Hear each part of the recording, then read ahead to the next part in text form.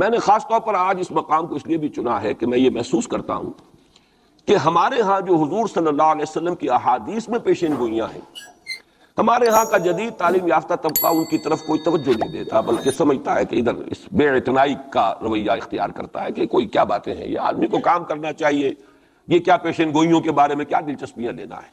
تو پہلے تو وہ یہ نوٹ کر لیں کہ پیشین گوئیاں صرف حدیث میں نہیں ہے، قرآن میں بھی ہے، قرآن میں یہ پیشین گوئی آئی ہے۔ فرق تو ہوگا حدیث کی پیشین گوئی اور قرآن کی پیشین گوئی کا۔ کیا فرق ہوگا؟ نمبر ایک یہ کہ قرآن کا تو ہر حرف جو ہے وہ یقینی ہے۔ حدیث کے بارے میں یہ ہو سکتا ہے روایت بالمعنی ہو، روایت کرنے میں کوئی لفظ تھوڑا بہت بدل گیا ہو، پھر حدیث کی سند کیا ہے، وہ صحیح بخاری کی ہے، صحیح مسلم کی ہے، اس کا استناد کا پایا کیا ہے، درجہ کیا ہے، جبکہ قرآن مجید کا ہر حرف جو ہے وہ مستند ہے، بلا لا ریب فیہ کا مصداق ہے۔ یہ فرق تو ہوں گے۔ اور دوسرا فرق بہت اہم یہاں ہے کہ یہاں سالوں کا تعین کر دیا گیا ہے، یعنی زیادہ سے زیادہ 9 برس کے اندر اندر یہ صورتحال بدل جائے گی۔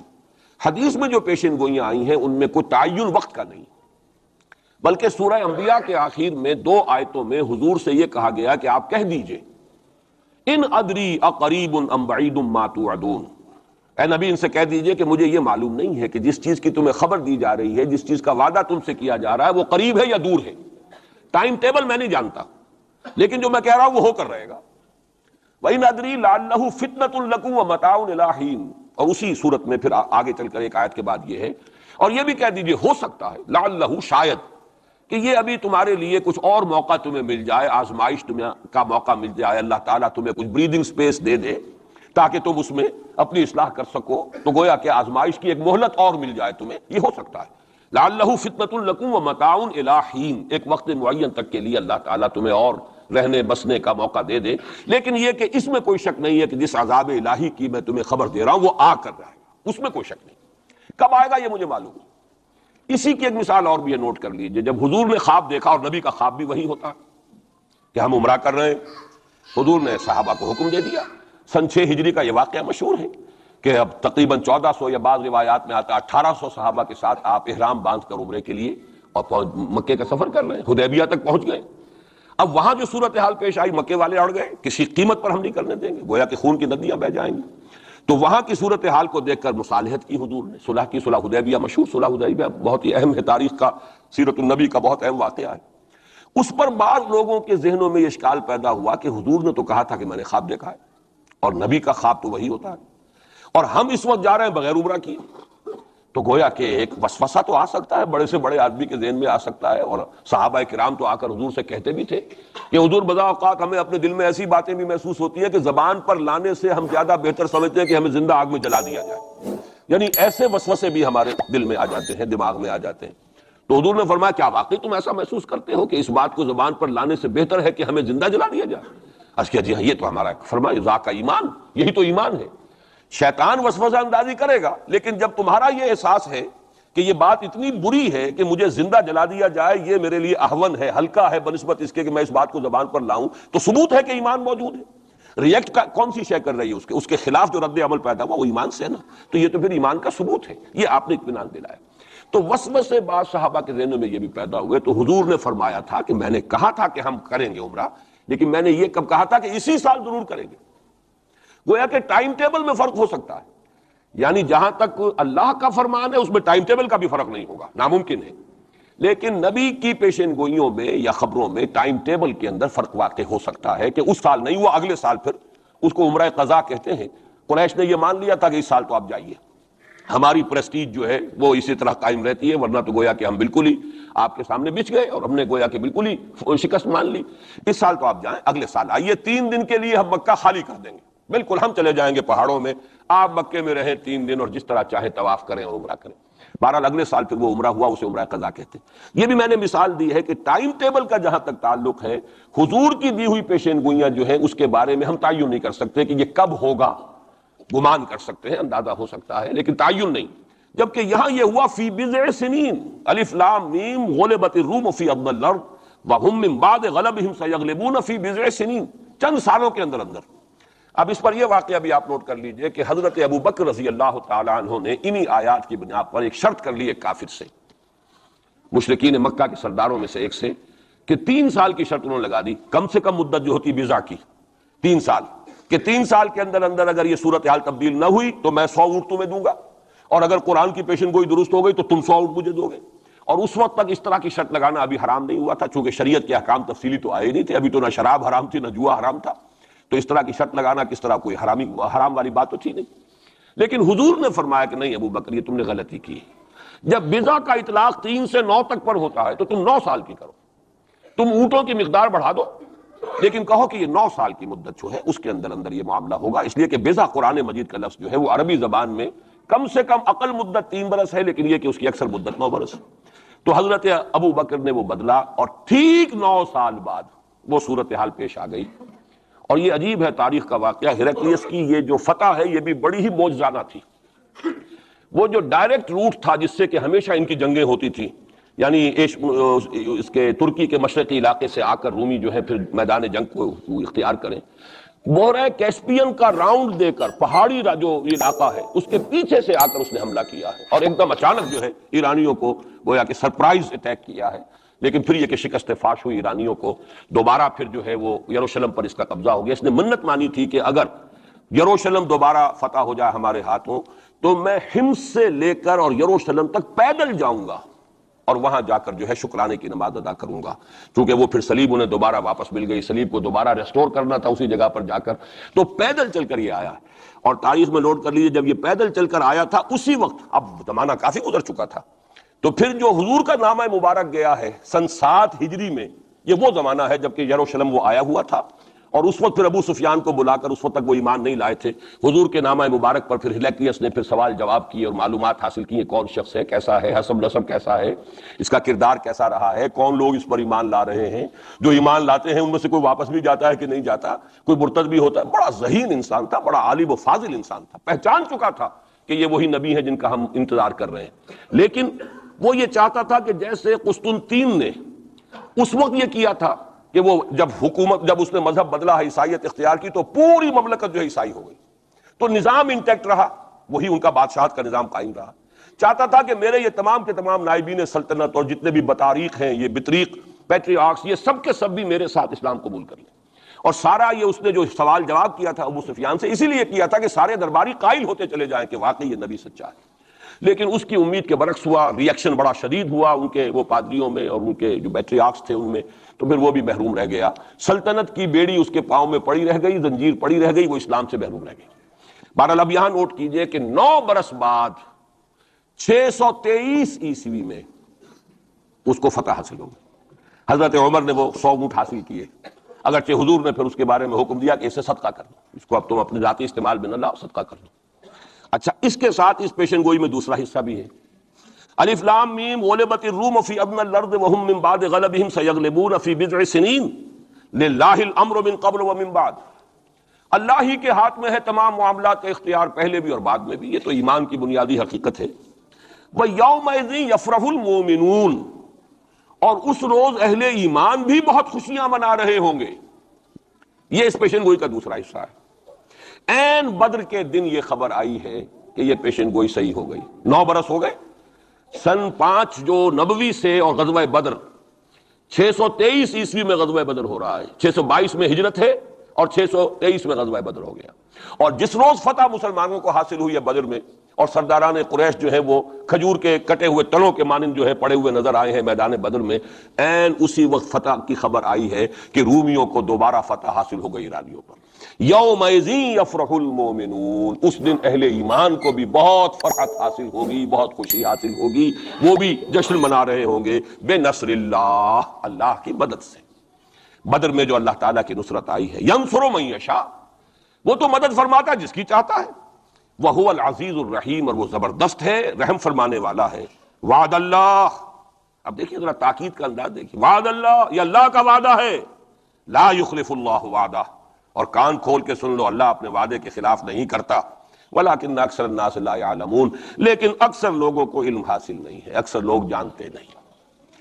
یہ جو میں نے آیات اور اس کا تاریخی پس منظر، کچھ تھوڑا سا جغرافیائی جو اس کا پس منظر ہے وہ سارا آپ کے سامنے رکھا ہے، اس کا مقصد یہ ہے کہ ایک طرف تو جو پیشین گوئیاں ہیں ان کے بارے میں تعلیم یافتہ لوگوں کے ذہنوں میں بھی اگر کوئی اشکال ہے کہ حدیث میں جو پیشین گوئیاں آئی ہیں تو وہ رفع ہو جائے.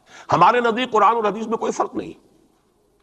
قرآن بھی ہمیں محمد کے ذریعے ملا صلی اللہ علیہ وسلم. مجھ پر تو نازل نہیں ہوا، کسی اور پر نازل نہیں ہوا، ابو بکر پر نازل نہیں ہوا، نازل تو محمد پر ہوا صلی اللہ علیہ وسلم. وہ بھی آپ کی زبان مبارک سے ہمیں عطا ہوا ہے. آپ سے لیا ہے صحابہ نے، صحابہ سے تابعین نے، تابعین سے تبع تابعین نے، اور اس کے لیے ریٹن ورڈ ذریعہ نہیں بنا ہے. اصل جو ہے یہ اسپوکن، زبان سے زبان. اور اصل شے آج بھی جو ہے وہ قرات ہے قرآن کی.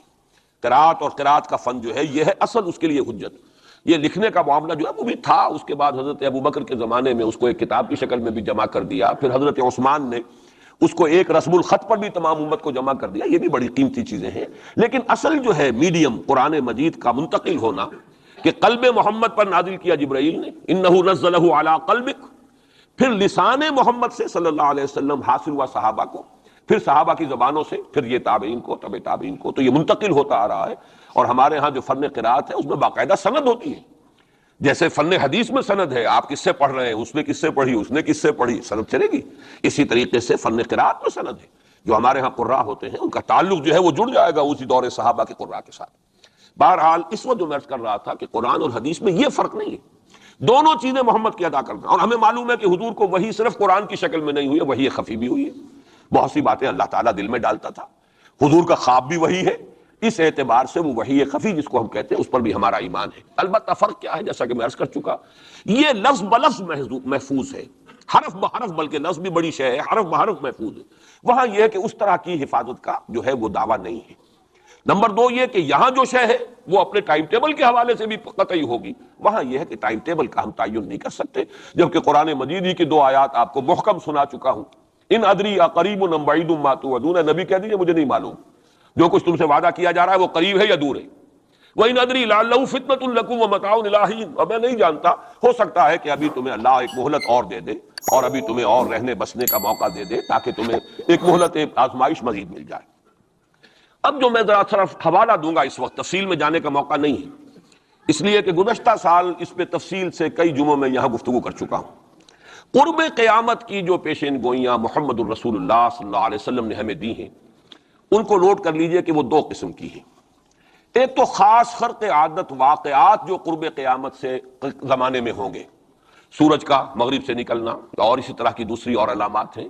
ایک تو وہ علامات ہیں جن کو ہم کہتے ہیں علامات قیامت. اس میں پوری کتابیں لکھی گئی ہیں. غالباً شاہ رفیع الدین رحمۃ اللہ علیہ دہلوی جو ہے ان کی پوری کتاب اس کے اوپر موجود ہے، اس لیے کہ احادیث میں اس کی بڑی جو واضح نشانیاں ہیں وہ دی گئی. ایک یہ ہے کہ قیامت سے متصلاً قریب کے زمانے کے کچھ تاریخی واقعات کا تذکرہ ہے. یہ ہیں 2 چیزیں کہ جن کو میں نے کافی پچھلے دنوں یہاں بیان کیا ہے. اس وقت میں صرف اس کا حوالہ دینا چاہتا ہوں. اور وہ حوالہ کیا ہے؟ پہلی بات یہ ہے کہ احادیث نبویہ سے صراحت کے ساتھ ثابت ہے کہ قیامت سے قبل پورے کرۂ ارضی پر اللہ کا دین اسی طرح غالب ہوگا جیسے کہ حضور کے دست مبارک سے آپ کی اپنی حیات طیبہ کے دوران جزیرہ نما عرب میں غالب ہو گیا تھا. یہ قطعی بات ہے.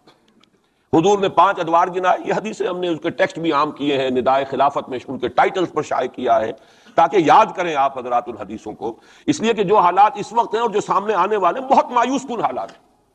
اور مایوس کن حالات میں پھر اگر امید کی کوئی ڈور جو ہے وہ ہاتھ میں رہے تو آدمی کو سنبھالا ملتا رہتا ہے. کہیں نہ کہیں کچھ امید بھی جو ہے کہ دامان خیال یار چھوٹا جائے ہے مجھ سے، وہ امید کا دامن جو ہے ہاتھ سے بالکل ہی نہ چھوٹ جائے تو کوئی نہ کوئی نا امیدی سمجھنے دے مجھے ہے. نا امیدی کیا قیامت ہے، بڑا پیارا مصرع ہے.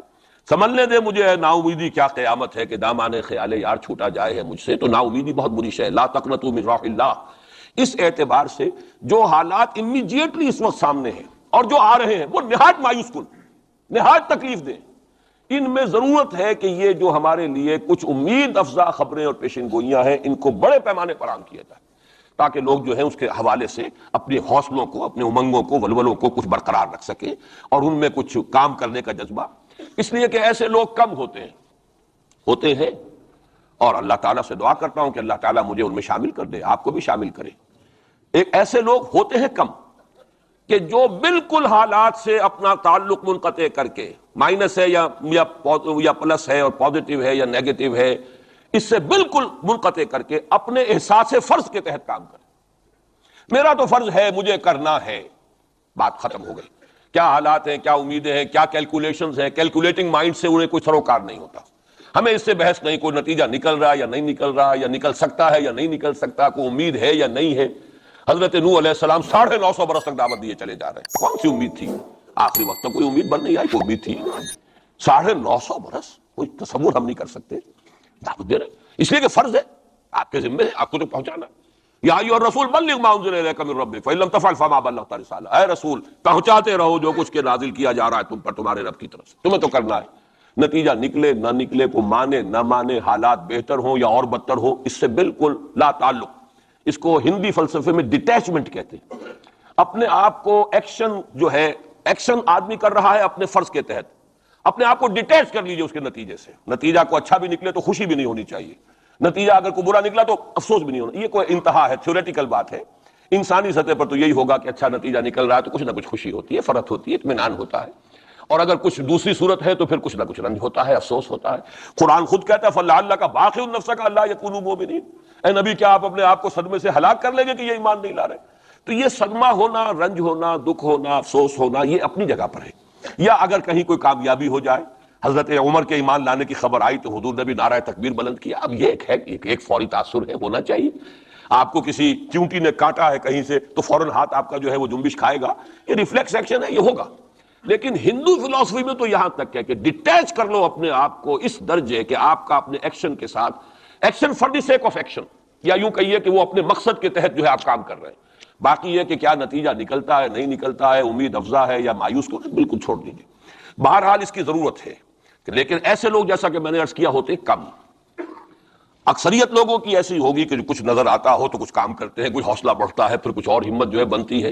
اس حوالے سے میں کہتا ہوں کہ چونکہ جو موجودہ حالات ہیں اور مستقبل قریب میں جو حالات آ رہے ہیں وہ سخت مایوس کن ہیں، انہی کا بعد میں تذکرہ کروں گا۔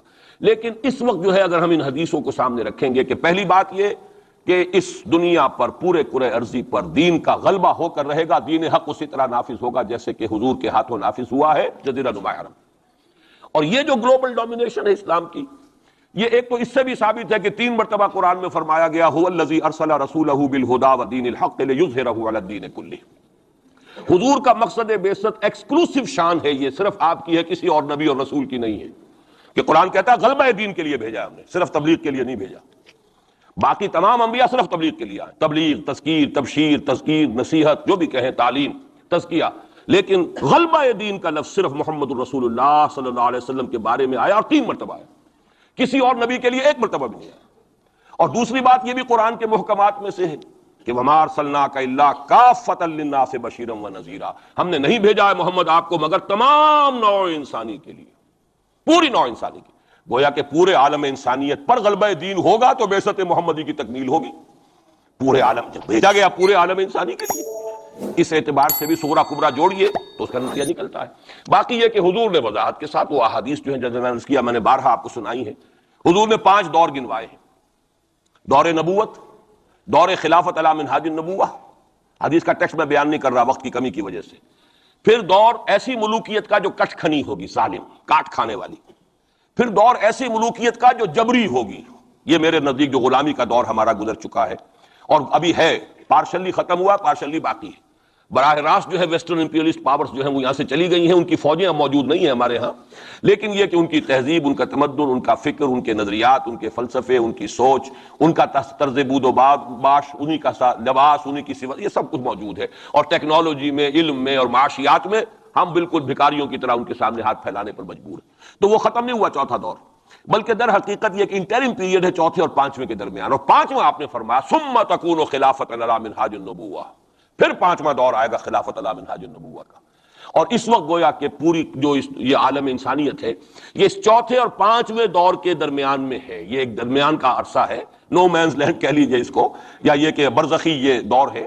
وہ جو دور تھا امپیریلزم کا، مغربی امپیریلزم، غیر مسلموں کی ہم پر حکومت، ملکن جبرین، اور وہ خلافت علی منہاج النبوہ۔ پھر وہ 2 حدیثیں حضرت ثوبان رضی اللہ تعالی عنہ سے جو کہ مسلم شریف میں مروی ہے کہ مجھے اللہ تعالیٰ نے ساری زمین سکیڑ کر دکھا دی، یہاں تک کہ میں نے اس کے سارے مشرق دیکھ لیے، سارے مغرب دیکھ لیے۔ وَإِنَّ أُمَّتِي سَيَبْلُغُ مُلْكُهَا مَا زُوِيَ لِي مِنْهَا، اور سن لو کہ میری امت کی حکومت ان تمام علاقوں پر قائم ہو کر رہے گی جو مجھے سکیڑ کر دکھا دیے گئے۔ اب اس کے بعد مجھے تو کوئی شک ہے نہیں، صحیح ہینڈ میں سے ہے روایت، صحیح مسلم، بعض حضرات کے نزدیک تو صحیح مسلم کا درجہ صحیح بخاری سے بھی بلند ہے، لیکن یہ کہ اکثر و بیشتر جو ہے ٹاپ پر صحیح ہیں جنہیں ہم کہتے ہیں صحیح بخاری صحیح مسلم، یہ حدیث کے مجموعے میں سب سے اوپر ہے۔ اچھا، دوسری حدیث حضرت مقداد ابن اسود سے، لا يبقى على الارض بیت وبر ولا مدر الا ادخل اللہ فیہ کلمۃ الاسلام، اللہ تعالیٰ اس روئے ارضی پر ایک گھر نہیں چھوڑے گا، نہ اینٹ گارے کا بنا ہوا گھر، نہ کوئی کمبلوں کا بنا ہوا خیمہ جس میں اسلام کو داخل نہ کر دے۔ البتہ اسلام کا داخلہ دو طریقوں سے ہوگا، بعز عزیز و ذل ذلیل، یا تو گھر والا اور خیمے والا اسلام قبول کر لے گا تو اسلام کے اعزاز کے ساتھ اس کا بھی اعزاز ہو گیا، وَلِلَّهِ الْعِزَّةُ وَلِرَسُولِهِ وَلِلْمُؤْمِنِينَ، عزت تو ہے اللہ کے لیے، اس کے رسول کے لیے، اہل ایمان کے لیے، گھر والا بھی اس کا اعزاز ہوا، اس کے گھر میں اسلام داخل ہوا اس کے اعزاز کے ساتھ۔ اگر نہیں قبول کرے گا تو نیچے ہو کر رہنا پڑے گا، یؤتوا الجزیۃ عن یدٍ وہم صاغرون، چھوٹے ہو کر جزیہ پیش کرنا ہوگا۔ تو گویا کہ اسلام تو اس کے گھر میں بھی داخل ہو گیا، لیکن وہ بدبخت اعزاز اسلام سے خود محروم رہا، لیکن غلبہ تو ہو گیا نا۔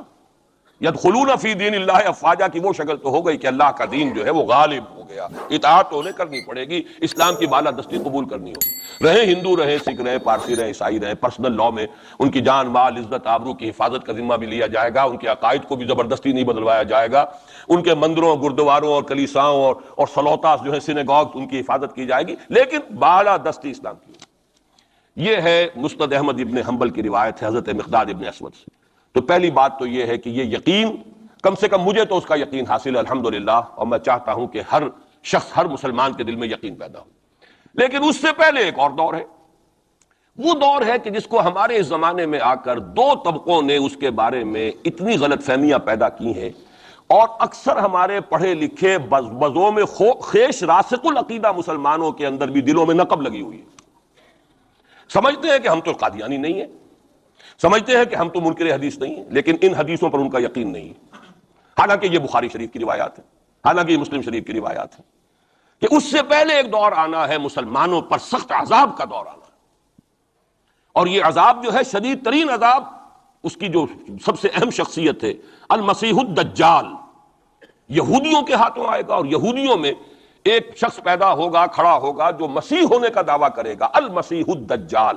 دجال کہتے ہیں فریبی کو، دجل فریب کو کہتے ہیں، جو فریب سے اپنے آپ کو مسیح کہلوائے گا کہ میں مسیح ہوں۔ اس کی وجہ کیا ہے کہ یہودیوں کے ہاں یہ روایت موجود تھی کہ ہمارا ایک سیویئر آئے گا، ہمارا ایک نجات دہندہ آئے گا جو ہمیں پھر دنیا کے اندر غلبہ دلوائے گا، اور ہماری جو پرومسڈ لینڈ ہے وہ پوری کی پوری ہمیں دلوا دے گا۔ وہ جو گریٹر اسرائیل کا نقشہ انہوں نے بنا رکھا ہے، یہ ان کی پرومسڈ لینڈ ہے، خوابوں کی سرزمین ہے۔ اچھا، وہ تو حضرت مسیح آئے تھے علیہ الصلوۃ والسلام، وہ تو آ گئے، انہوں نے مانا نہیں۔ جب مانا نہیں، انہیں تو مرتد قرار دیا، جادوگر قرار دیا، بازیگر قرار دیا، واجب القتل قرار دیا، اور اپنے بس پڑتے تو سولی پر چڑھائی دیا۔ وہ تو اللہ نے جو کیا وہ ایک علیحدہ مسئلہ ہے۔ اب وہ جگہ تو خالی ہے، جو آپ کہتے ہیں نا کہ کوئی ویکینسی ہے موجود، پوزیشن از ویکنٹ، ابھی وہ منتظر ہے ایک مسیحا کے کہ ہمارا اصل مسیح آنے والا ہے۔ وہ ان کا کوئی لیڈر کھڑا ہوگا جو اس دعوے کے ساتھ کھڑا ہوگا کہ اب میں اس مہم کو شروع کرتا ہوں کہ جس سے وہ جو گریٹر اسرائیل ہے، پوری عظیم تر اسرائیل وجود میں لاؤں گا۔ دیر کیا لگتی ہے، کوئی وزیر اعظم جو بھی ہو اسرائیل کا کھڑا ہو جائے ڈٹ کر کہ ٹھیک ہے وی ڈکلیئر وار، اور ہم تو یہ علاقے اب لے کر رہیں گے، جس کو کہ اس نے بھی کہا ہے۔ یہ جو اس وقت ہے ریبین جو ہے، اس کے بارے میں خیال یہ ہوا تھا کہ جب یہ وزیر اعظم بنا اسرائیل کا کہ یہ بڑا ماڈریٹ ہے، بہت ایسا ہے ویسا ہے، اور اس نے وہ امریکن سے اپنا وہ 10 بلین کا جو لون لینا چاہتے تھے اس کو اوکے کرانے کے لیے کچھ دنوں کے لیے نئی سیٹلمنٹس کی تعمیر کا کام بھی سسپینڈ کر دیا۔ تو بڑی امیدیں ہو گئیں، چلو جی ایک پروسیس آف جو پیس ٹاکس شروع ہو جائیں اور یہ ہو جائے، لیکن سب ثابت ہو چکا ہے۔ اسی زمانے میں وہ گیا اپنے فوجی ہیڈ کوارٹر میں، اور جا کر وہاں پہ اپنے فوجی آفیسرز کی وہ جو اب لوگوں میں تشویش ہو گئی ہوگی کہ ہم کس خواب کو دیکھ رہے ہیں اور یہ شخص کدھر چلنے لگ گیا ہے، تو جا کر کہا، اور رپورٹ ہوئی ہے خبر، اس نے کہا یہ نہ سمجھو کہ گریٹر اسرائیل کو میں نے چھوڑ دیا، اس کا نقشہ تو میرے دل پر کندہ ہے، اور میں منتظر ہوں وہ وقت آئے کہ ہم وہ گریٹر اسرائیل قائم کریں۔ کوئی شخص کھڑا ہو جائے گا، اس کے لیے وہ ڈکلیئر کر دے گا، کوئی شکلیں اور کوئی سچویشن ہو سکتی ہے۔ اور اس اعتبار سے نوٹ کیجئے کہ یہ بابری مسجد کی شہادت کے بارے میں یہ صحیح بات کہی جا رہی ہے کہ یہ در حقیقت ایک فیلر ہے ہنود اور یہود کے جو گٹھ جوڑ ہے۔ یہ میں آپ کو پہلے بتا چکا ہوں کہ یہ جو وہاں کا ہندو فنڈامنٹلسٹ ہے ہندوستان کا، باقاعدہ وفد گئے اسپین، یہ معلوم کرنے کے لیے کہ اسپین میں مسلمانوں کو جو ایکسٹرمینیٹ کیا تھا کس طریقے سے کیا تھا۔ باقاعدہ یہ تو ریسرچ کرتے ہیں، محنتیں کرتے ہیں، اور بہت ہی مستقل مزاجی کے ساتھ کام کرتے ہیں، انہوں نے تو باقاعدہ اس کا بھی جائزہ لیا ہوا ہے۔ پھر اسرائیل کے ساتھ جو ان کے کانٹیکٹ ہو رہے ہیں، اور ابھی جو اسرائیل کا وزیر اعظم وہاں پہ آنے والا تھا، وہ وزیر خارجہ غالباً کسی وجہ سے ابھی جو صورت ہو گئی ہے اس کو ملتوی کیا ہے. تو یہ در حقیقت یہ دیکھنا ہے کہ مسلمانوں کے اندر جان ہے تو کتنی. یہ فیلرز پھینکے جایا کرتے ہیں، اندازہ ہو جائے کتنا ریئیکشن ہے. وہ ریئیکشن جتنا کچھ تھا ہو لیا. اور ہمارا ریئیکشن ہونا کیا ہے؟ اس سے پہلے جب مسجد اقصیٰ کے ساتھ جو بھی بے حرمتی ہوئی اور جب یروشلم گیا ہے، کتنا کوئی رونا پیٹنا ایک دفعہ تو پورے عالم اسلام میں ہو گیا تھا. اب کہاں ہے وہ رونا پیٹنا؟ اب تو ریکنسائل کیے بیٹھے. اب تو وہی عرب ممالک ایک ٹیبل پر جا کر میڈرڈ میں تو بیٹھ آئے نا آخر اسرائیل کے ساتھ، اور اب مسلسل گفتگو واشنگٹن میں جو ہے ایک پہلا round, second round, third round. کبھی تو اس کے ساتھ ایک میز پر بیٹھنا گوارا نہیں تھا، اس کو ریکگنائز کرنے کا کوئی سوال نہیں تھا. اب اس کی باتیں بھی ہو رہی. تو معلوم ہوتا ہے کہ یہ سارے جو ہیں حالات، یہ کوئی ایسی باتیں نہیں ہیں کوئی فیری ٹیلز ہوں، یہ کوئی پریوں کی کہانیاں ہوں جو آنے والی ہیں کیسے ہم مان لیں. یہ صحیح عقیدہ اسلامی ہے. حضور احادیث حضرت مسیح علیہ السلام زندہ آسمان پر اٹھائے گئے، اور وہی حضرت مسیح علیہ السلام دوبارہ آئیں گے، اور یہودیوں کا آخری قلع قمع انہی کے ہاتھوں ہوگا. اور یہ در حقیقت قرآن مجید کا جو فلسفہ ہے انبیاء اور رسول کے بارے میں، اس کے عین مطابق ہے. جس قوم کی طرف کوئی رسول بھیج دیا جاتا تھا، وہ قوم جب رد کر دیتی تھی رسول کی دعوت کو، اتمام حجت کر دیا رسول نے، 950 برس تک دعوت دی، قوم نے رد کر دیا. یا حضرت ہود نے کتنے عرصے دعوت دی اس کی وضاحت نہیں ہے، طویل عرصے تک دی، قوم نے رد کر دیا. حضرت صالح نے کتنے عرصے دعوت دی، قوم نے رد کر دیا. پھر کیا ہوتا تھا؟ اس قوم کو ہلاک کر دیا جاتا تھا، ختم کر دیا جاتا تھا، پھر اس کا نام و نشان نہیں چھوڑا جاتا تھا. فقطع دابر القوم الذین ظلموا، جڑ کاٹ دی جاتی تھی اس ظالم قوم کی.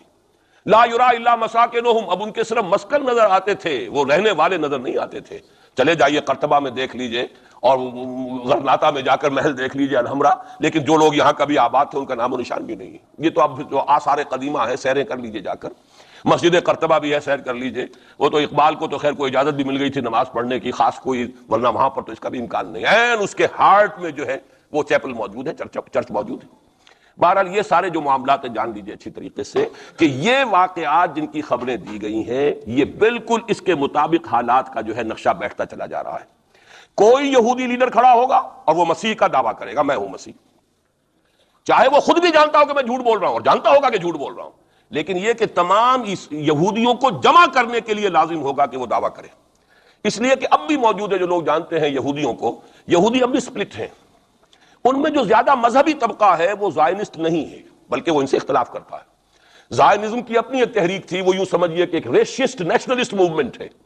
وہ ایک نسلی قومیت کے اوپر چلنے والی جو ہے وہ ایک قوم پرستانہ جو ہے تحریک ہے. جو مذہبی طبقہ ہے، جو یہودی داڑیاں رکھتے ہیں اور جو لمبے لمبے بال رکھتے ہیں اور کالی ٹوپیاں پہنتے ہیں اور لمبی شیروانیوں ٹائپ جو ہے ان کے لانگ کوٹس ہوتے ہیں، اور یہ وہاں مینہٹن میں بڑے نظر آتے ہیں گھومتے ہوئے، اور بہت سرمایہ دار ہیں، اسی لیے نیو یارک کو جو یارک کہا جاتا ہے. وہ یہودی جو ہے وہ ان میں بڑا طبقہ بھی موجود ہے کہ جو اس زائنزم کو اور اسرائیل کو تسلیم نہیں کر رہا. تو ظاہر بات ہے کہ ان کے لیے ضرورت ہوگی کہ کوئی مذہبی اپیل آئے. منتظر تو وہ بھی ہے مسیح کے، اب آنا تو نہیں ہے، وہ مسیح جو آئے گا وہ تو آئے گا ان کی ہلاکت کے لیے. اس سے پہلے کوئی کھڑا ہوگا اور اس کو پھر یہ مذہبی یہودی بھی مان لیں گے. نتیجہ یہ ہوگا کہ جو بھی پوری دنیا کا یہودی ہے وہ اس ایک علاقے میں آ جائے گا، اور وہ اپنے اس گریٹر اسرائیل کے لیے پھر جو وہاں پر جنگ کی بھٹی دہکے گی. یہ کتاب الملاحم، اکثر جو حدیث کی کتابیں ان کے آخر میں آگے کتاب الملاحم کا باب ہے علیحدہ علیحدہ، جس میں کہ اس دور کی خبروں کا جو ہے حضور نے پوری پیشن گوئیاں کی ہیں کہ یہ کچھ ہونا ہے. جہاں تک المسیح الدجال کا تعلق ہے، اس کے بارے میں تو الفاظ یہ ہیں کہ کوئی نبی اللہ کا ایسا نہیں گزرا کہ جس نے مسیح الدجال کے فتنے سے خود پناہ طلب نہ کی ہو اللہ کی. خود حضور کی جو دعائیں ہیں معصورہ، اس میں ہے وَأَعُوذُ بِكَ مِن فِتْنَةِ الْمَسِيحِ الدَّجَّالِ، اے اللہ میں تیری پناہ طلب کرتا ہوں فتنت مسیح الدجال سے. وہ فتنہ اب سر پر آیا ہوا ہے.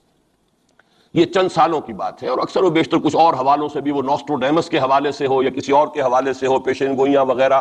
دنیا میں اس وقت پوری اس فضا کے اندر جو مذہبی فضا ہے یورپ کی، وہ بھی بہت پریگننٹ ہے اس حوالے سے کہ یہ پیشین گوئیاں اور اس طرح کی خبریں اور اس طرح کی آمد.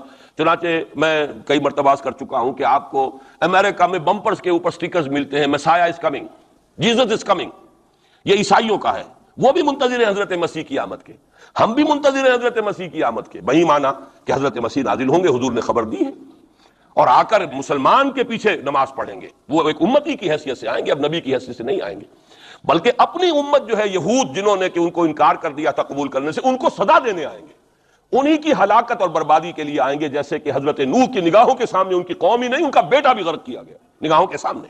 جس طرح کہ حضرت ہود کی نگاہوں کے سامنے ان کی قوم جو ہے وہ برباد کی گئی، اسی طریقے سے اللہ کا یہ قانون رہا ہے کہ جس قوم کی طرف رسول بھیج دیا، اس قوم نے اگر رد کر دیا دعوت کو، اس قوم کو اسی رسول کے سامنے ہلاک کیا گیا، تاکہ نظر آ جائے کہ یہ تمہارے جو مجرم ہیں یہ کیفر کردار کو پہنچ گئے۔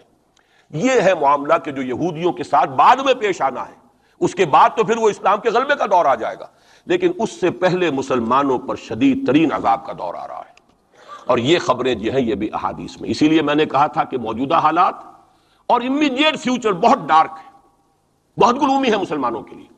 البتہ مسلمانوں میں اور مسلمانوں میں ایک فرق ہے، یہ اس کو نوٹ، یہ میں ساری باتیں جو کہہ رہا ہوں محکمات قرآنی کی بنیاد پر کہہ رہا ہوں۔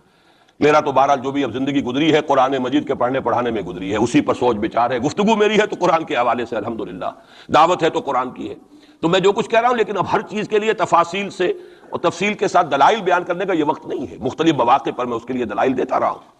لیکن نوٹ کر لیجئے، میں نے اسی مسجد میں ایک دفعہ ہیومن جیوگرافی کا لفظ استعمال کیا تھا کہ یہ جو تاریخ انسانی ایک جغرافیہ بھی ہے، تقریباً 600 کروڑ دنیا میں اس وقت حضرت آدم کی نسل آباد ہے، ان میں سے 1/5 ایک ارب سے زائد ہے، 120 کروڑ کے لگ بھگ ہیں مسلمان، ان سے دگنے ہیں عیسائی حضرت مسیح علیہ السلام کے نام لیوا، باقی جو ہے وہ پھر بقیہ ہیں، ہندو ہیں، بدھ ہیں، یہ ہیں وہ ہیں، لیکن یہ سمجھ لیجئے کہ یہ ہے ہمارا اس وقت ہیومن جیوگرافی کا ایک معاملہ۔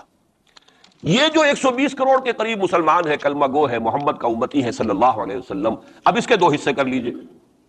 20 کروڑ کے لگ بھگ ہے عرب، اور عرب سے مراد ہے جن کی اس وقت مادری زبان عربی ہے، جو عربی بولتے ہیں، عربی سمجھتے ہیں، عربی ان کی زبان، نسلاً سب کے سب عرب نہیں ہیں، ان میں بربر بھی ہے، شمالی افریقہ کے بربر ہیں نسلی طور پر، لیکن یہ کہ جب مسلمان وہاں غالب آ گئے ان کی زبان ہی ختم ہو گئی، تہذیب بھی ختم ہو گئی، وہ بالکل پورے عربائزڈ ہو گئے، یہاں تک کہ سوڈانی پورے عربائزڈ ہیں، ان کی عربی زبان ہے، عربی بولتے ہیں، تو یہ سب کے سب جو اس وقت میں عرب جو کہہ رہا ہوں وہ در حقیقت عرب جو کہ عربی بولنے والے عرب ہیں، اور دوسرے جو ہے نان عرب وہ تقریباً 100 کروڑ ہیں، اور اس میں بھی نوٹ کر لیجئے ان میں سے لگ بھگ 40 کروڑ سب کانٹیننٹ میں آباد ہے، سب کانٹیننٹ پاکستان، بھارت اور بنگلہ دیش، 40 کروڑ، کتنی بڑی تعداد ہے امت مسلمہ کا 1/3، اگر ٹوٹل 120 کروڑ ہے تو ٹوٹل کا 1/3 جو ہے وہ ان 3 ملکوں کے اندر ہے جو کبھی ایک ہندوستان ہوتا تھا، اسی لیے میں اس کے لیے لفظ استعمال کرتا ہوں بر عظیم پاک و ہند، اس میں 40 کروڑ کے قریب مسلمان۔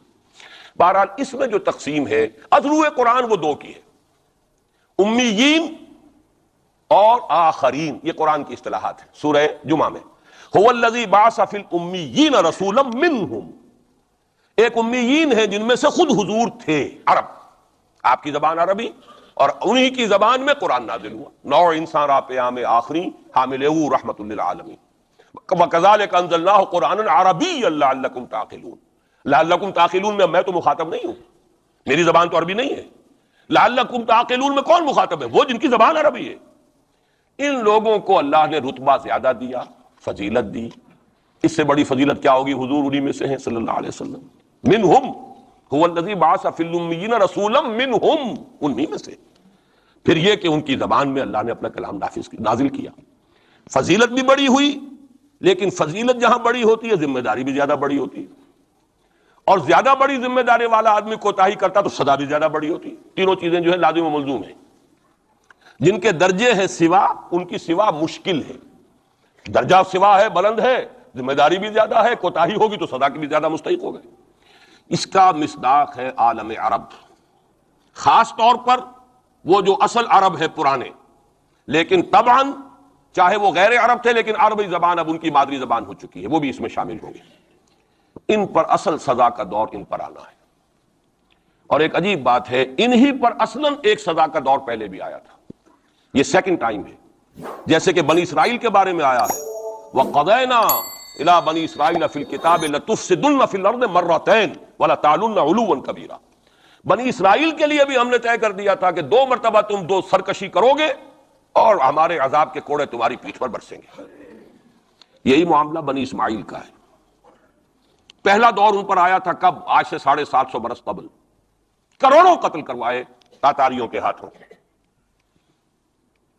ان کی حکومت ختم، آخری خلیفہ بنی عباس اس کو نکال کر محل سے اور جانور کی ایک کھال کے اندر لپیٹ کر، اور تاتاریوں نے اپنے گھوڑوں کے سموں تلے کچل دی، ختم۔ اور پھر انہی تاتاریوں کو اسلام کی توفیق دے دی، اسلام کا جھنڈا ان کے ہاتھ میں تھما دیا، ہے آیا فتنہ تاتار کے افسانے سے، پاسماں مل گئے کعبے کو صنم خانے سے۔ اس کے بعد کچھ عرصے رہا معاملہ ہسپانیہ میں عربوں کا، آج سے 500 برس قبل وہ بھی ختم ہو گیا۔ تو عربوں پر ایک دور تو وہ آ چکا، لیکن وہ دور ایکسٹرمینیشن کا نہیں تھا، وہ دور کاہے کا تھا؟ معزول کر دیے گئے، امت کی جو قیادت تھی وہ غیر عرب کو منتقل ہو گئی۔ ترک کون تھے؟ غیر عرب۔ ترکوں ہی کے اندر سے یہ چار جو ہے یہ سٹاکس نکلے ہیں، ایک سٹاک ایک ہے، چار اس میں سے آپ کہہ لیجئے کہ مختلف اس کی شاخیں ہیں۔ ترکان تیموری ہندوستان میں آ گئے، ترکان صفوی ایران میں آ گئے، ترکان سلجوقی مڈل ایسٹ میں رہے بہت عرصے تک، اور پھر ترکان عثمانی کا تو کہنا ہی کیا ہے۔ وہ تو گویا کہ جو وہ رومن امپائر تھی اس کا جانشین جو بنا ہے، وہ در حقیقت اس کے بعد وہ تو آل عثمان کی حکومت ہے۔ ترکان عثمانی، یہ عثمان حضرت عثمان نہیں ہے رضی اللہ تعالیٰ عنہ، یہ ایک تاتاری سردار ہے عثمان، جن کی اولاد ہے جس کو آپ آٹومان ٹرکس کہتے ہیں، اور یہ پھر سلطنت جو ہے آٹومان گریٹ آٹومان کنگڈم، جو کہ اب ختم ہوئی ہے اس صدی میں، پہلی یہ جو صدی ہے اس کی ابتدا میں پہلی جنگ عظیم کے بعد اس کا خاتمہ ہوا ہے، اس کا بس صرف ایک سمجھیے کہ نشان ترکی کی شکل میں رہ گیا ہے، باقی وہ گریٹ امپائر جو تھی ختم ہوئی۔ اسی کے ریمننٹس بوسنیا میں بیٹھے ہوئے ہیں جن کے اوپر اس وقت ظلم ہو رہا ہے، انہی کے جارجیا میں بیٹھے ہوئے، جارجینز تو ہیں بھی اصل میں ٹرک، نسلن ٹرک ہیں، بوسنینز جو ہے ٹرکس نہیں ہیں، لیکن یہ اسی زمانے میں اسلام لائے تھے جبکہ یہاں پر آل عثمان کی حکومت قائم ہوئی تھی، اور پورا مشرقی یورپ جو ہے وہ ترکان عثمانی کے زیر نگین تھا۔ بہرحال یہ ایک سزا کا دور جو ہے وہ تو آ چکا، دوسری سزا اور سختر سزا کا دور اب آ رہا ہے۔ اس کا آغاز گلف وار سے ہو چکا ہے۔ جیسا کہ میں نے عرض کیا، ٹائم ٹیبل کوئی نہیں دیا جا سکتا، خبریں موجود ہیں، اس کے بعد یہ ہونا ہے، یہ ہونا ہے، یہ ہونا ہے، اور 8 اقساط میں ہم ندائے خلافت میں وہ مضمون شائع کر چکے ہیں، جس میں احادیث میں زیادہ تر سنن ابی داؤد کی روایات ہیں، بڑی تفصیل موجود ہے، اور یہ ہے مجھے بھی پسند نہیں، آپ کو بھی پسند نہیں، اور پسند نہ ہونے کی وجہ سے ہی زبان پر ہم نہیں لاتے، اسی وجہ سے لوگ جو ہے ناواقف ہیں۔ یہ سارے ممالک حدیث میں موجود ہے کہ مسلمانوں کے ہاتھوں سے نکل جائیں گے، جنہیں یہودی گریٹر اسرائیل میں شامل کرتے ہیں۔ شام سارا، عراق سارا، مصر کا ڈیلٹا جتنا علاقہ زرخیز ہے اس کا جو بھی اچھا علاقہ ہے سارا، شمالی حجاز کا علاقہ سارا، یہاں تک کہ حدیث میں تو آتا ہے کہ مدینے کے دروازوں تک پہنچ جائیں گے، لیکن مدینے میں داخل نہیں ہو سکیں گے، اللہ تعالیٰ خصوصی حفاظت فرمائے گا۔ لیکن یہ کہ مدینے کے دروازے، اب مدینے سے اوپر کتنا حجاز کا علاقہ ہے، عرب کا، سعودی عرب کا، ترکی کا بھی مشرقی علاقہ جو ہے، یہ سارا موجود ہے، احادیث کے اندر موجود ہے۔ تو یہ بڑی تلخ بھٹی آنے والی ہے۔ لیکن دوسری بات جو میں عرض کرتا رہا ہوں، اب اس کے حوالے سے آئیے اس روح عرضی پر، اچھا یہ بات بھی سامنے رکھ لیجئے، یہ کیوں ہے سزا؟ سزا اس لیے ہے کہ ہم نے اسلام سے بے وفائی کی، سیدھی بات ہے۔ اللہ کو تو نہ ہم سے کوئی دشمنی ہے، نہ ہمارے دشمنوں سے کوئی اس کی دوستی ہے، معاذ اللہ ثم معاذ اللہ، اس کی دوستی کہاں کفار سے کہاں ہوگی؟ نبوکدنضر کے ہاتھوں بنی اسرائیل کو پٹوایا تھا اگر، تو کیا نبوکدنضر سے دوستی تھی اللہ کی؟ اور کیا اسرائیلیوں سے اور یہودیوں سے کوئی دشمنی تھی؟ ان کو تو غرہ یہ تھا کہ نحن ابناء اللہ واحباؤہ، ہم تو اللہ کے بیٹوں کے مانند ہیں، ہمیں تو آگ بھی نہیں چھو سکتی، لن تمسنا النار الا ایاما معدودات، آئے گی بھی تو چند دن کے لیے چھوئے گی، ہمیں فوراً نکال لے گا اللہ، ہم تو اس کے بیٹوں کے مانند ہیں، چہیتے ہیں، ابراہیم کی نسل سے ہیں، ہم سب محمد کی نسل سے نہیں ہیں صلی اللہ علیہ وسلم۔ وہ تو صرف سادات جو بھی ہیں، سچے سادات ہیں یا بنے ہوئے سادات ہیں، وہی دعویٰ کر سکتے ہیں نا کہ وہ حضور کی نسل، اور وہ بھی نسل کیا ہے، حضور کی تو نہیں ہے، وہ تو حضرت علی کی نسل ہے، نسل بیٹی سے تو چلتی نہیں ہے، وہ تو بیٹے سے چلتی ہے۔ حضور صلی اللہ علیہ وسلم کی اصل نسل جو ہے وہ تو اللہ تعالیٰ نے چلائی نہیں، وہ تو حضرت ابراہیم کا بھی انتقال ہوا ہے، اور اس کی اپنی جگہ پر ایک حکمت ہے، وہ اس وقت میرا موضوع نہیں ہے۔ تو ہم تو نسل نہیں ہے محمد کی صلی اللہ علیہ وسلم، کم سے کم میں تو نہیں ہوں، لیکن وہ یہودی تو کہتے ہیں ہم ابراہیم کی نسل ہیں، سب کے سب، تو انہیں تو یہ غرہ ہونا جو ہے، یعنی معلوم ہوتا ہے کہ وزن ہے ان کی بات میں، نحن ابناء اللہ واحباؤہ، وہ ابراہیم جسے خلیل اللہ قرار دے رہا ہے اللہ تعالیٰ، میرا خلیل ہے، واتخذ اللہ ابراہیم خلیلا، جسے امام الناس قرار دے رہا ہے، انی جاعلک للناس اماما، جو ابو الانبیاء ہے، جس کی نسل میں سینکڑوں نبی آ گئے، اس کی جب ہم اس کی اولاد ہیں تو اللہ کے ہاں ہمارے ساتھ تو پریفرنشل ٹریٹمنٹ ہوگا۔ یہ ان کو غرہ تھا، یہی ہمیں۔ لیکن جان لیجئے جب انہیں پٹوایا، جب قرآن مجید نے کہا فَلِمَ يُعَذِّبُكُم بِذُنُوبِكُم، ایسا ہی تمہارا غرہ ہے، تم اللہ کے چہیتے ہو، تو اللہ تمہیں کیوں سزائیں دیتا رہا ہے؟ نبوکدنضر سے کیوں پٹوایا؟ رومن سے کیوں پٹوایا؟ اس صدی میں جرمنوں سے کیوں پٹوایا؟ لاکھوں کی تعداد کے اندر۔ معلوم ہوا کہ اللہ کا معاملہ جس قوم سے بھی ہے، کووننٹ ہے، وہ میثاق ہے ہمارا اللہ کے ساتھ، میثاق قرآن ہے ہمارا، ان کا میثاق تورات تھی، پکڑو اس کو، خذوا ما آتیناکم بقوۃ، پکڑو اس کو مضبوطی کے ساتھ جو ہم نے تمہیں دیا ہے، اگر اس سے بے وفائی کرو گے تو ہم سے کوئی تعلق نہیں، بلکہ تم مجرم ہوگے اصل۔ باقی لوگوں کے پاس تو کتاب ہے نہیں، شریعت ہے نہیں، دین ہے نہیں، ان کو تو پہنچانا تمہارے ذمہ تھا، تم تو ان کو کیا پہنچاتے، خود اس سے بے وفائی کر بیٹھے ہو، لہذا ساری دنیا کی گمراہی کی ذمہ داری بھی تمہارے کندھوں پر ہے۔ یہ ہے وہ جرم جس کی بنا پر سزا ملے گی، سزا کے مستحق ہیں ہم، اور ہم میں سب سے بڑھ کر عرب ہیں جن کی مادری زبان عربی ہے، جن کو صرف نحو پڑھنے کی ضرورت نہیں قرآن سمجھنے کے لیے، وہ تو از دل خیزت بر دل ریزت، براہ راست کمیونیکیشن قرآن سے ہو رہی ہے، وہ بے وفائی کریں تو ظاہر بات ہے مہا مجرم وہ ہے۔ لیکن پھر غیر عرب مسلمانوں میں اس وقت روئے ارضی پر سب سے بڑی مجرم قوم 10 کروڑ مغربی پاکستانی، یہ میں ڈنکے کی چوٹ کہہ رہا ہوں اور بہت عرصے سے کہہ رہا ہوں، اس لیے کہ ہم وہ لوگ ہیں کہ جنہوں نے اسلام کے نام پر ملک بنایا۔ کوئی ملک دوسرا دنیا میں اس وقت اسلام کے نام پر نہیں بنا۔ ہم وہ لوگ ہیں پاکستان بنانے کے لیے لاکھوں جانیں مسلمانوں کی کلمہ گوؤں کی گئیں اور ہزاروں عصمتیں لوٹیں، اور نہ معلوم کتنی مسلمان لڑکیاں اور عورتیں جو ہے رہ گئی پھر بھی ہمیشہ ہی سکھوں کے پاس، اور وہ آئی نہیں پاکستان اس اسلام کے نام پر۔ اور کیا کیا ہے ہم نے؟ 46 برس ہو گئے، اس کہاں اسلام ہو؟ لہذا اس سے بڑی مجرم قوم عربوں کے بعد ہم یہ کہہ سکتے ہیں ہمارا عام آدمی قرآن نہیں پڑھتا، قرآن جانتا نہیں، ٹھیک ہے، اپلی ہے کچھ نہ کچھ، اس اعتبار سے ان کے بعد نمبر ہمارا ہے، لیکن باقی پوری دنیا کے مسلمانوں سے بڑھ کر مجرم ہیں۔ اور ہم اصل میں نہ صرف یہ کہ خود اپنے حصے کے مجرم ہیں، بھارت کے مسلمانوں کا بھی سارا وبال ہماری گردن پر ہے۔ آج میں چاہتا ہوں کہ اس کو آپ اچھی طرح نوٹ کر لیں۔ بھارت کے مسلمانوں نے، جسے آپ فرض کفایہ کہتے ہیں، نماز جنازہ فرض کفایہ، چند لوگوں نے بھی کسی مسلمان کی نماز پڑھ لی تو سب کی طرف سے ادا ہوگی، کسی نے بھی نہیں پڑھی تو سب مجرم ہو جائیں گے، بستی کے سب لوگ مجرم ہوں۔ بھارت کے مسلمانوں نے فرض کفایہ ادا کیا جب پاکستان بنوا دیا آپ کو، اور اس کی قیمت آج بھی وہ دے رہے ہیں، کھلے نعرے لگ رہے ہیں مسلمان کے 2 استھان، پاکستان یا قبرستان، تیسرا کوئی جگہ نہیں۔ ڈنکے کی چوٹ کہا بابری مسجد کے بعد ایل کے اڈوانی نے، ہم ساری مسجدیں گرا دیں گے ہندوستان کے اندر، کوئی مسجد باقی نہیں چھوڑے۔ ڈنکے کی چوٹ، اعلانیہ، یہ سب کچھ ہو رہا، اور یہ نعرے تو نہ معلوم کب سے لگے، اور نہ معلوم کب سے میں یہاں ان مسجدوں کے اندر بھی اور اپنی تقریروں میں غور کرتا رہا ہوں کہ کیا وہاں ہو رہا، لیکن ہمارے تو کان پر جوں نہیں ریگتی۔ ہمارے تو وہی دھندے ہیں، وہی کاروبار ہے، اپنا بزنس ہے، اس کے سارے مسئلے ہیں، اس کی اپنی بلڈنگیں ہیں، اپنی موٹریں ہیں، اپنے ٹیلی ویژن ہیں، اپنے کئی کورسز کے ڈنرز ہیں۔ اللہ خیر صلی اللہ، ہمیں بحث کیا اسلام سے؟ تو بتائیے ہم سے بڑا مجرم کون ہوگا؟ آج جو کچھ ہندوستانی مسلمان پر بیت رہی ہے اس کا جرم ہمارے کندھے پر۔ یہ میں جذباتی انداز میں نہیں کہہ رہا، میں تو 2 اور 2 4 کی طرح ثابت کر سکتا ہوں۔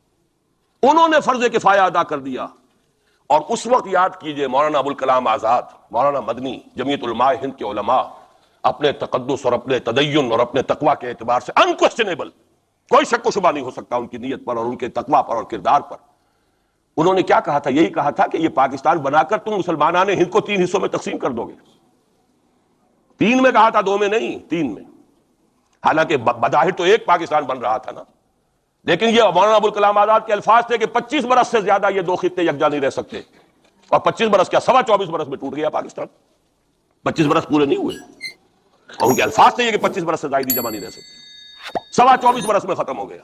16 دسمبر 1970 کو پاکستان ختم ہو گیا کہ نہیں، 71 کو۔ بہرحال نوٹ کرنے کی بات ہے، ہم نے کیا کہا تھا؟ میں بھی مسلم لیگی تھا، میں نے بھی نعرے لگائے ہیں، چاہے غیر شعوری دور تھا، ہائی اسکول اسٹوڈنٹ تھا، پاکستان کا مطلب کیا، لا الہ الا اللہ، فلک شگاف نعرے لگائے ہیں، اور نوائے وقت کا پرچہ انتظار کرتے تھے اسٹیشن پر کھڑے ہو کر، حصار ریلوے اسٹیشن کے اوپر، کہ اب گاڑی آئی اور اب نوائے وقت لیا اور پھیل گئے پورے شہر میں اس کو پہنچانے کے لیے۔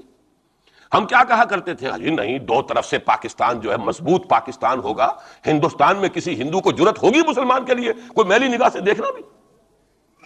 وہ سارے خواب کہاں گئے؟ وہ تو حرم ہوئے، وہ 2 طرف کا جفا تھا وہ تو ختم ہوا، اس لیے کہ وہ زنبور تو اب رہا ہی نہیں، وہ تو کھل گئی، نوٹ ہی ختم ہوئی وہ مشرقی پاکستان۔ اور حال یہ ہے کہ آپ کی وزیر اعظم بنگلہ دیش نے یہ بھی پسند نہیں کیا کہ بابری مسجد پر جو بیان تھا وہ نواز شریف صاحب کے ساتھ مشترک بیان دے دیں، یہ اشتراک بھی دنیا کے سامنے نہ آ جائے کہ مشرقی پاکستان سابقہ اور اس وقت بنگلہ دیش کی وزیر اعظم اور مغربی پاکستان جو اب وٹ ریمینز آف پاکستان کے تحت صرف پاکستان ہے، اس کے وزرائے اعظم نے مشترکہ بیان دے دیا، یہ بھی نہیں آنا چاہیے۔ یہ حال ہے ہمارا۔ حالانکہ بات اپنی جگہ پر کوئی ایسی نہیں تھی، کوئی سیاسی نہیں، ایک مذہبی معاملے کے اوپر اظہار رائے کرنا تھا، انہوں نے کہا نہیں، آپ کے ساتھ مشترک بیان میں نہیں دوں گی، نہیں دیا اس نے۔ تو وہ جو تھا 2 طرف سے جفا، وہ تو سن 71 میں کھل گیا۔ جو ہمارا حال ہے وہ تو ہونا ہی تھا، یہ ملک بنا اسلام کے نام پر، اس کا استحکام ہو سکتا تھا تو صرف اسلام کی بنیاد پر ہو سکتا تھا۔ اسلام سے غداری کی، لہذا یہاں تو اب قومیتیں ہیں، یہاں تو اب ایتھنک اور ریجنل اور نہ معلوم کس کس قسم کی اور لنگوسٹک جو ہے نیشنلٹیز ہیں، نیشنلزمز ہیں، وہ جو ایک امت ایک وقت میں بن گئی تھی، ایک قوم مسلم قوم ہندو کے مقابلے کے لیے، وہ تو ختم ہوئی۔ اور حال کیا ہو گیا ہے، اس سے پہلے بھی کبھی کبھی ہندو مسلم فسادات ہوتے تھے، کیا سندھ سے مسلمان نہیں پہنچ جاتا تھا وہاں ریلیف کے لیے؟ کیا پنجاب سے اور سرحد سے مسلمان نہیں جاتے تھے؟ بہار نہیں گئے تھے؟ کیا کانپور کی مسجد شہید ہوئی تھی 1915 میں تو پوری ہندوستان سے مسلمان نہیں پہنچ گئے؟ آپ کیا کر رہے ہیں؟ مندر گرا دیے، یہاں بڑی بہادری کا کام کیا، مندر گرا دیے، شرم سے ڈوب مرنے کا مقام ہے۔ یہاں بھی گویا کہ ہم اپنے عمل سے اسلام کی مخالفت کر رہے ہیں۔ اسلام تو اجازت نہیں دیتا، آپ کسی اور کے جرم کی سزا کسی اور شخص کو نہیں دے سکتے۔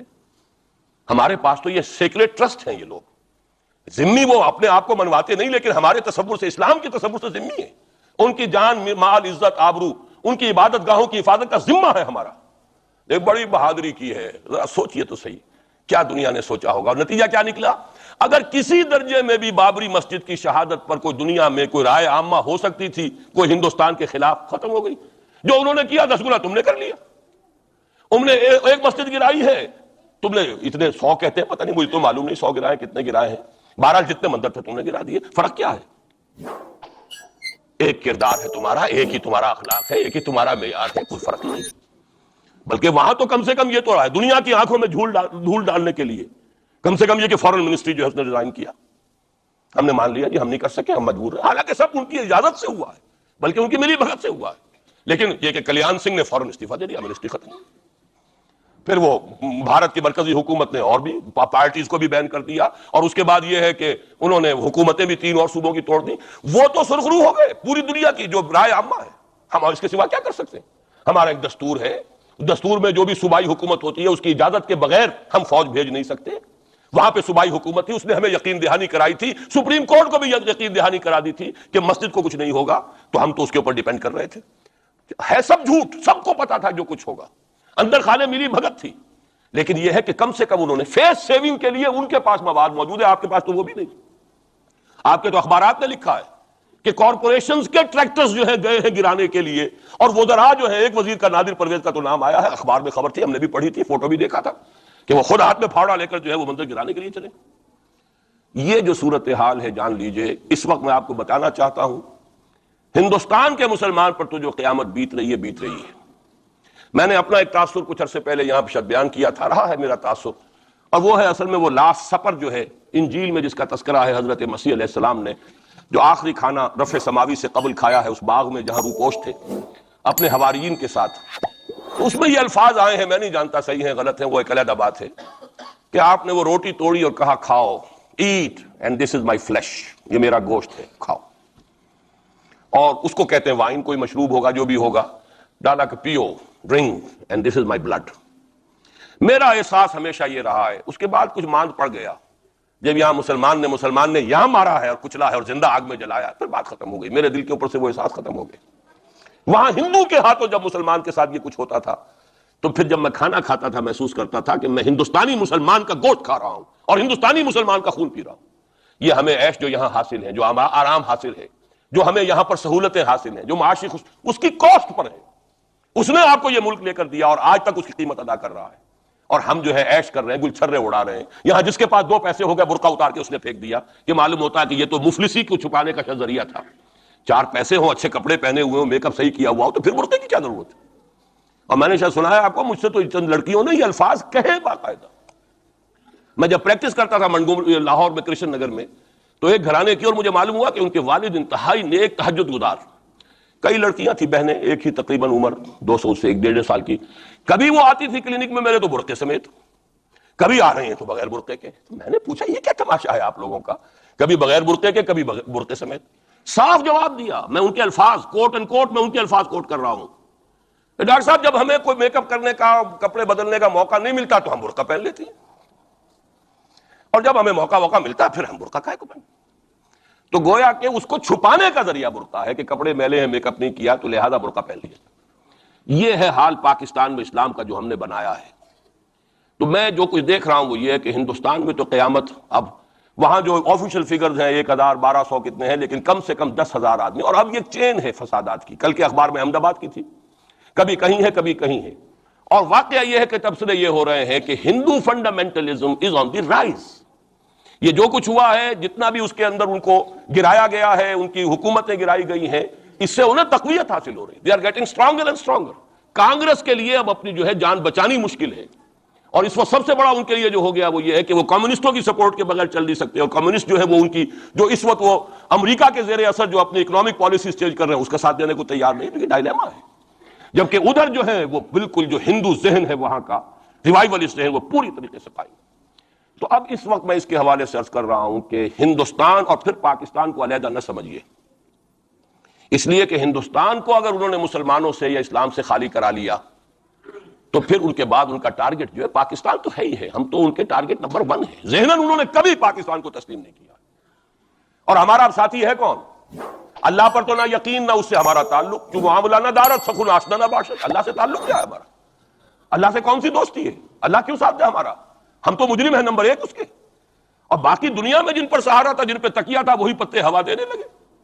وہ تو بالکل امریکہ کی پالیسی معلوم ہوتی ہے کہ ہمیں تو ہاتھ پاؤں باندھ کر جیسے ہندو کے سامنے ڈال دیا جائے. کبھی وہ ٹیررسٹ اسٹیٹ قرار دینے کی دھمکی آ جاتی ہے، فیلرز کی شکل میں آ جاتی ہے. یہ فیلرز دیے جاتے ہیں اس لیے تاکہ بات پہنچ جائے. اگر صرف بات اس طریقے سے انڈائریکٹلی پہنچنے سے مطلوبہ مقصد حاصل ہو جائے تو خام خواہ براہ راست کہنے کی ضرورت کیا ہے؟ وہ مطلب تو حاصل ہو. سب نے سجدہ سہو کیا ہوا ہے. ہمارے ہاں ہر ادارہ سجدہ سہو کر چکا امریکہ کے سامنے. Total surrender. اور یہ بات جو قاضی حسین احمد صاحب کہہ رہے ہیں 100% درست کریں، 100% درست کریں. ٹوٹل سرنڈر، چاہے وہ بے نظیر ہو، چاہے وہ نواز شریف ہو، اور چاہے وہ کوئی اور ادارہ ہو آپ کا جو یہاں پہ قوت کا اصل سرچشمہ ہے اور منبع ہے. سب کے سب 100% جو ہے اس کے سامنے سجدہ کر چکے. یہی وجہ ہے کہ وہ بے نظیر کا ساتھ نہیں دے رہے. بے نظیر کا ساتھ کائے کو دے؟ اگر نواز شریف ان سے بڑھ کر، ہم بھی ہیں اس دربار کے، اگر یہ کہنے کے لیے وہ ان سے بڑھ کر تیار ہو تو اسے کیا ضرورت پڑی ہے؟ اس کی کون سی کوئی رشتہ داری ہے بے نظیر کے ساتھ یا کسی اور کے ساتھ؟ ہاں اگر نواز شریف کہیں کسی جگہ پر بھی کوئی اپنے پاؤں کو گھسیٹتا، ڈریگ کرتا ہے اپنے فیٹ کو، کہیں کوئی رکاوٹ ڈالتا، پھر ٹھیک ہے، پھر اس کو آلٹرنیٹ لانے کے لیے تو کوئی ہے نہ کوئی سوال. لیکن جب وہ ان سے بڑھ کر نیاز مند ہوں، ان سے زیادہ بڑھ کر سجدہ کرنے کو تیار ہوں، ان سے بڑھ کر کہیں ہم شریعت کورٹ ہی کو اٹھا کے پھینک دیں گے اگر سود کا معاملہ جو ہے شریعت کورٹ کے حوالے سے ہمارے لیے مصیبت بنا، سود تو دیں گے، چلے گا، لائیے خدا کے لیے لائیے، پیسہ لے کے آئیے، ہمارے ملک میں آئیے، پیسہ لگائیے. اور یہ سود وود کا یہ کوئی مولوی لوگ ہیں پاگل جو کہتے ہیں کہ یہ کوئی حرام ہے، اور کوئی پاگل ہمارے شاید وہ کورٹ والے بیٹھے ہوئے تھے جنہوں نے اسے کہہ دیا کہ بینک انٹرسٹ بھی جو ہے ربا ہے. باقی آپ ہم سے کوئی ڈر نہ رکھیے. میرے اسلام کو اب قصہ ماضی سمجھو، ہنس کے وہ مس بولی کہ پھر مجھ کو بھی راضی سمجھو. سیدھی سیدھی بات ہے. جھگڑا تو اسلام سے تمہارے سے تو نہیں، نہ بے نظیر سے جھگڑا ہے اور نہ نواز شریف سے جھگڑا ہے. جھگڑا اسلام سے. اس حوالے سے بہت برا وقت آ رہا ہے. اور اس میں ایک پہلو میں اور چاہتا ہوں کہ آپ حضرات کے سامنے بیان کر دوں. پوری دنیا میں تو فنڈامنٹلسٹ مشہور ہو گیا مسلمان، پوری دنیا کا ذرائع ابلاغ لگے ہوئے ہیں. اصل فنڈامنٹلزم جو ہے، بلکہ 2 باتیں عرض کر دوں. ریشزم پوری دنیا میں بدنام، گالی. اور اصل ریشسٹ ملک اسرائیل، اسے کوئی کچھ نہیں کہتا، اس لیے کہ وہ مذہبی ریاست نہیں ہے، وہ تو بلکہ یہودیت ہے ہی نسلی مذہب. ساؤتھ افریقہ کیا ہوگا کوئی نسل پرست قوم یا نسل پرست ملک؟ وہ تو کچھ بھی نہیں تھا. اصل جو نسل پرست ہیں وہ تو یہودی ہیں، انہیں کوئی کچھ نہیں کہہ رہا. ریشسٹ وہ فنڈامنٹلزم اصل جو چلا ہے وہ ہندوستان میں چلا ہے، بدنام پوری دنیا میں مسلمان ہو گیا. لیکن اب اس کا میں بلیم نہ امریکہ کو دے سکتا ہوں نہ کسی اور کو. یہ تو اے باد سبا ہی ہم آوردہ تو ہمارا اپنا کیا دھرا ہے. میں آپ کو ایک حوالے سے بتا دینا چاہتا ہوں. ہمارے ہاں علامہ مشرقی اٹھے، چپ راس چپ، چپ راس چپ، اور بیل چاپ پورے ہندوستان کو دہلا دیا. دہل گئی زمین ہندوستان کی، راس کماری سے لے کے درہ خیبر تک. اور بڑے بڑے نوٹیبلز، یہ تحریک اتنی عظیم تھی، اتنی آرگنائز تھی. آپ کو معلوم ہے یہ تالپور برادران جو ہے، دونوں بھائی جو تھے، یہ خاکسار تھے. بڑے بڑے لوگ سندھ میں، فرنٹیئر میں، پنجاب میں، ہر جگہ پر. اور ایسی زبردست آرگنائزیشن، بالکل ملٹری والی، ان کے سارے قواعد ملٹری کے. لیکن ہوا کیا؟ آر ایس ایس 1925 میں قائم ہوئی ہے، اسی کے رد عمل میں. ہندو سویا ہوا تھا، انہوں نے دیکھا یہ مسئلہ اٹھ گیا ہے، اتنا زبردست اٹھ گیا ہے، زور شور کے ساتھ اٹھ گیا ہے، اس کی چپ راس جو ہے وہ زمین جو ہے لرز رہی ہے، اس سے تو اٹھنا پڑے گا نا. لہذا باقاعدہ جو آر ایس ایس 1925 میں قائم ہوئی ہے اسی کے رد عمل میں، اور اس مقصد کے ساتھ، ڈکلیئرڈ مقصد، ہندوؤں کو متحد کیا جائے تاکہ وہ بھرپور طریقے سے مسلمانوں کا مقابلہ کر سکے. ہندو واد آن دی ڈیفینسو. لیکن 1925 سے لے کر آج تک کتنے سال ہو گئے؟ 67. 67 برس تک ایک جماعت کا حوصلہ دیکھیے، اس کا ظرف دیکھیے، آج تک سیاست میں حصہ نہیں لیا، پاور پالیٹکس سے کوئی تعلق نہیں۔ 67 لانگ ایئرس، اتنی فالوئنگ ہے کہ ویسٹ میں تو اتنی موٹی موٹی کتابیں چھپی ہیں، شکاگو یونیورسٹی سے اتنی موٹی کتاب تھی، بردرہڈ ان سیفرن، RSS کے اوپر ڈاکومنٹ، 25 لاکھ ان کا اس وقت کارڈر موجود ہے جو کہ ان کا ٹرین ہے والنٹیئر، لیکن وہ جماعت الیکشن میں نہیں آئی۔ کچھ اپنے اثر تحت کچھ اور لوگوں کو لڑو، اور آپ نے نام بھی نہیں سنا ہوگا، اس کے 3 امیر یا گرو جو ہیں گزر چکے ہیں، تیسرا ہے اس وقت۔ پہلا ڈاکٹر بالی رام ہیجواڑ، کسی نے نام سنا آج تک؟ کوئی پرسنل پبلسٹی کی کوشش کی، اس نے کام کیا۔ دوسرا مہادیو گولوالکر گرو جی، کسی نے نام بھی نہیں سنا ہوگا۔ اس وقت کون ہے؟ بالا صاحب دیورس۔ یہ 3 ان کی عمارتیں کہہ لیں یا جو بھی کہہ لیں، خلافتیں ہیں جو آئی ہیں، اور ایسا منظم نظام ہے، لیکن کہیں سیاست میں حصہ نہیں۔ ہمارا فنڈامنٹلی سیاست کے میدان میں آ کے زیرو ہو چکا۔ پہلے تو علامہ مشرقی اٹھے تھے، وہ تو ویسے ہی ایک جوش کے اندر آ کر ایک خاص جذباتی کیفیت میں اپنی موومنٹ کو کال آف کر کے بیٹھ گئے۔ 10 لاکھ آدمی، غالباً 10 لاکھ کی فگر تھی، 10 لاکھ یا 1 لاکھ جتنے بھی تھے، میں فگر کے بارے میں نہیں کہہ سکتا، دلی میں جمع نہیں ہوں گے تو میں پارٹی کو ڈسبینڈ کر دوں گا۔ وہ چند افراد کی کمی رہ گئی تھی اس فگر سے، تو اسی غصے میں آ کر پارٹی ڈسبینڈ، ختم۔ اب وہ خاکسار ہمارے ہاں تو رہ گئے ہیں، کبھی کسی خاص سیریمنی کے موقع پر کچھ سلامی دینے کے لیے چپراس کرتے آ جاتے ہیں بیچارے، وہ ان کے تو کوئی نام و نشان بس اس معنی میں ہے کہیں، اللہ اللہ خیر۔ اصل فنڈامنٹلسٹ آرگنائزیشن جماعت اسلامی ابھری، لیکن اس نے پاکستان میں آتی پاور پالیٹکس کے اس کے اندر اپنے آپ کو دفن کر کے زیرو کر دیا۔ وہاں یہ معاملہ چل رہا ہے، یہ ہے اصل میں جو فرق آپ کو سمجھنا چاہیے۔ یہ 1925، یہ جو دوسری جماعتیں ہیں، VHP ہے، وشوا ہندو پریشد، یہ اس کی ایک ذیلی تنظیم ہے، جیسے جماعت اسلامی کی ذیلی تنظیمیں ہیں اسی طرح کی ذیلی تنظیم ہے۔ RSS خود کبھی نہیں آئی پالیٹکس میں، اور 2 مرتبہ تاریخ میں اس کو بین کیا جا چکا ہے ہندوستان میں، کیونکہ RSS کا آدمی تھا جس نے گاندھی کو ایسیسینیٹ کیا تھا 1948 میں، دی پارٹی واز بینڈ۔ اس کے بعد جب اندرا گاندھی کا دور آیا ہے وہ ایمرجنسی کا، اس میں بھی پارٹیز اس نے بین کی تھی، RSS بھی بین ہوئی ہے، لیکن ہر مرتبہ پہلے سے زیادہ ابھر کر آئی ہے وہ۔ اور آج یہ سب کے سب VHP والے، BJP والے، یہ سب در حقیقت RSS کے آدمی، اور یہ ان کا ڈکلیئرڈ ایم اب بن چکا ہے، اور حالات جو ہیں ہم اس سزا کے بالکل مستحق ہو چکے ہیں۔ اس یہاں سے کبھی ہم نے کنارہ نہ کیا، لیکن تیری رحمت نے گوارا نہ کیا۔ یہ تو ہو سکتا ہے اب بھی ہم اسی اللہ کی رحمت پر تو ادھار کھا سکتے ہیں، لیکن واقعہ یہ ہے کہ ہم اس سزا کے بالکل مجرم ہو چکے ہیں اور مستحق بن چکے ہیں، اور نظر یہ آ رہا ہے کہ اب حالات ہمارے لیے زیادہ سے زیادہ پیچیدہ سے پیچیدہ، مشکل سے مشکل، اور زیادہ سے زیادہ جو ہے گمبھیر ہوتے چلے جا رہے ہیں۔ بھارت میں ہندو فنڈامنٹلزم بڑی تیزی کے ساتھ ایک طوفانی شکل کے اندر آیا ہے، اور بھارت میں تو مسلمان تنظیم کوئی ہے ہی نہیں۔ آپ کے شاید علم میں آیا 2 جماعتیں بین کر دی، جماعت اسلامی بین۔ ارے جماعت اسلامی بھارت کی جو اصل جماعت ہے وہ تو ایک علمی کام کرنے والی، دعوتی کام کرنے والی، قرآن مجید کے تراجم شائع کی سیاست میں تو ہے ہی نہیں ہوا، لیکن یہ کہ اس کا اور سوال ہی پیدا نہیں ہوتا ٹیررزم کا یا کسی درجے میں بھی کوئی اس طرح کی ایکٹیویٹی جماعت اسلامی، لیکن وہ ہے نا کہ وہ ترازو کا ایک پلڑا اگر ادھر 3 کو بین کیا تو ادھر بھی 2 تو ہو کم سے کم، وہ جماعت اسلامی بین ہو گئی۔ ہاں کشمیر میں جماعت اسلامی کا ایک رول ہے، لیکن کشمیر کی جماعت اسلامی علیحدہ جماعت اسلامی ہے، وہ ہندوستان کی جماعت اسلامی سے اس کا تعلق نہیں ہے، جیسے پاکستان کی جماعت اسلامی، مشرقی پاکستان یا بنگلہ دیش کی جماعت اسلامی، ہندوستان کی جماعت اسلامی اور کشمیر کی یہ 4 علیحدہ ہیں بالکل، ان کا آپس میں تنظیمی رابطہ کوئی نہیں۔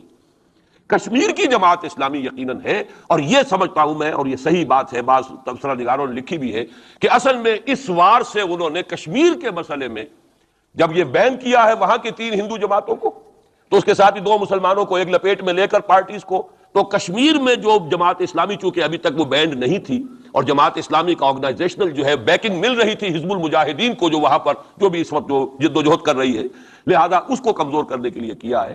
لیکن یہ کہ ہندوستان میں کوئی مسلمانوں کی لیڈرشپ ہے ہی نہیں، سارے قائدین تو پاکستان بنا کے پاکستان آ گئے تھے، رہ تو گئے تھے وہاں پہ وہی جمیعت علماء ہند کے لوگ، اس وقت بھی سنبھالا ہے تو انہوں نے سنبھالا ہے، مولانا حفظ الرحمان سہاروی نے سنبھالا ہے، مولانا ابوالکلام آزاد نے کچھ سنبھالا دیا جتنا بھی دے سکے، باقی مسلم لیگی تو سبھی آ گئے تھے، وہاں سے رہ کون گیا تھا؟